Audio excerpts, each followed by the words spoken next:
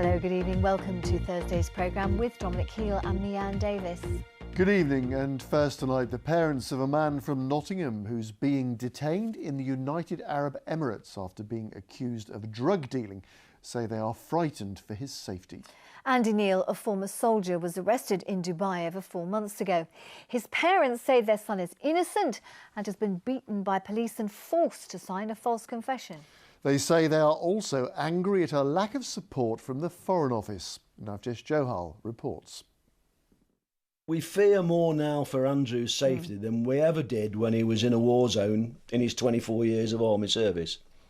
Because we are more frightened now of what could happen in that jail. The fear of parents who have thought of nothing else but their son for the past 4 months. In October last year, Andy Neal, Andrew to his parents, a former soldier from Nottingham who moved to Dubai 4 years ago with his family and set up a dog training business, was arrested, accused of being a drug dealer. But his parents say it's a case of mistaken identity, that the police were searching for another British man driving the same car who was the real drug dealer. What would be your response to people who say, well, he was arrested, there must be a reason for that? If that's the case and they have arrested him, they would have given him an arrest number. If that's the case, why did they have to beat him up to force a confession, to get his thumbprint on a document he couldn't read? He's an innocent man and he's being treated with no respect whatsoever. They also want to see more being done by the Foreign Office to free their son. We're left in the dark. It sounds like you're disappointed with how the Foreign Office have... Exceptionally. Very disappointed.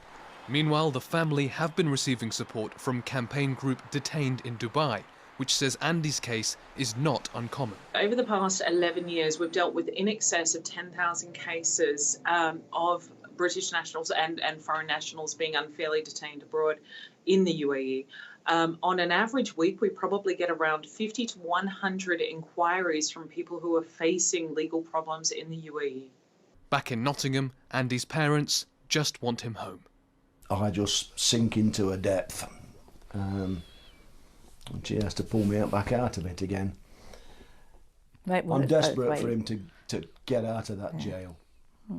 Back to his family. Well, Navjesh joins us now. So what have the Foreign Office had to say about this? Not a great deal. In a very brief statement, it's told us we are providing assistance to a British man after his arrest in Dubai and are in touch with his family and the UAE authorities. However, we have heard from Andy himself today via an audio message which he has recorded from his Dubai prison, which has been provided to us by Detained in Dubai with the permission of Andy's wife, Angela. Being detained for the last 140 days, 4.5 months without charge, I would have thought that the Dubai prosecutors would have released me after all allegations of being involved in this case were removed and statements to that effect were signed. I just want to go home to the United Kingdom to be with family and friends. I want to thank everybody who is helping me and my family during this horrible time. I hope that the government in the United Kingdom can intervene and get me back to loved ones as soon as possible. Please. Oh, that's very strong, isn't it? I mean, what can be done? What happens now? Well, according to the campaign group, the person who made the initial allegation against Andy Neal has now withdrawn his statement, and the police are yet to find any evidence against him. So the family are waiting and wishing for good news, even though some of these cases can take years to resolve. Now, they were expecting to hear from the prosecutor today whether or not Andy would be released, but as has happened time and time again, once again, they have heard nothing. So this frustrating wait continues. OK, Navjesh, thank you.